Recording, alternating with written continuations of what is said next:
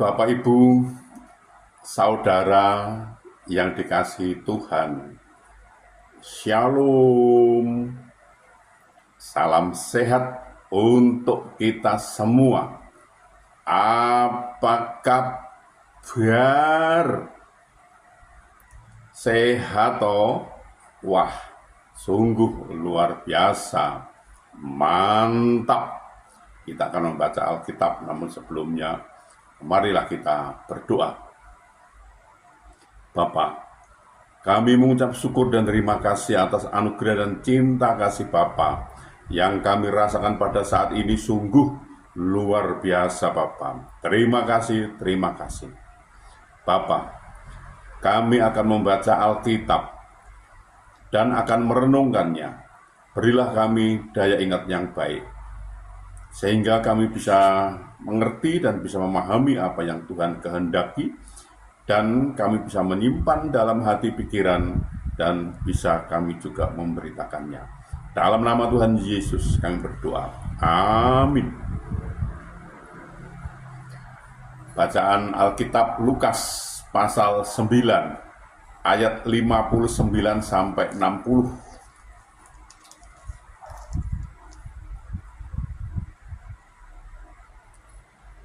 Lalu ia berkata kepada seorang lain, "Ikutlah aku." Tetapi orang itu berkata, "Izinkanlah aku pergi dahulu menguburkan Bapakku." Tetapi Yesus berkata kepadanya, "Biarlah orang mati menguburkan orang mati, tetapi engkau pergilah dan beritakanlah kerajaan Allah di mana-mana." Demikian pembacaan Alkitab. Terpujilah Yesus Kristus. Bapak, Ibu, Saudara, Tuhan Yesus tidak ingin orang yang mengikutinya memiliki motivasi yang salah. Bukan yang dilihat manusia, yang dilihat Allah. Manusia melihat apa yang di depan mata, tetapi Tuhan melihat hati. 1 Samuel pasal 16 ayat 7b. Mungkin kita merasa bangga dengan apa yang telah kita lakukan saat ini. Sudah melayani Tuhan sepenuh waktu, menjadi pembicara, menjadi donatur gereja, dan lain-lain, dan lain-lain. Namun kita perlu berhati-hati. Bila di dalam hati kita masih terbersit motivasi atau tendensi yang tidak benar, maka semuanya itu tidak akan berkenan kepada Tuhan. Mari meneladani Paulus. Karena kami tidak pernah bermulut manis, hal itu kamu ketahui, dan tidak pernah mempunyai maksud loba yang tersembunyi. Allah adalah saksi, juga tidak pernah kami mencari pujian dari manusia, baik dari kamu maupun dari orang-orang lain, sekalipun kami dapat berbuat demikian sebagai rasul-rasul Kristus. 1 Tesalonika pasal 2 ayat 5-6. Hal lain yang harus kita perhatikan sebagai pengikut Kristus adalah perihal prioritas dan komitmen.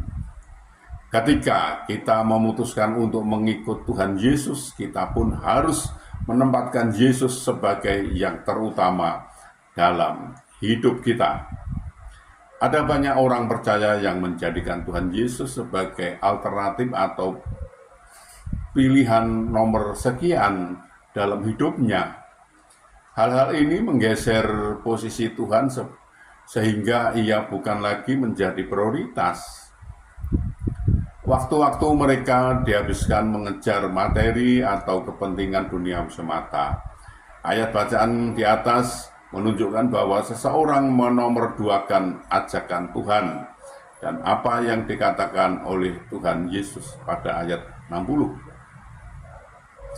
Bukan berarti bila kita mengikut Dia, maka kita harus menelantarkan keluarga kita. Tetapi Tuhan Yesus haruslah menjadi yang terutama, lebih dari segala-galanya.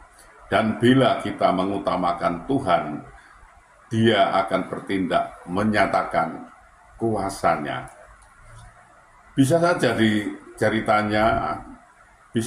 ceritanya akan lain ketika orang yang diajak oleh Tuhan Yesus itu mau mengutamakan Dia. Mungkin saja Tuhan akan membangkitkan kembali ayahnya yang sudah mati itu. Segala keadaan dan sampai kapanpun Yesus haruslah yang terutama di dalam hidup kita. Memprioritaskan Tuhan berarti kita taat melakukan segala yang difirmankannya. Tuhan menolong dan memberkati kita. Amin.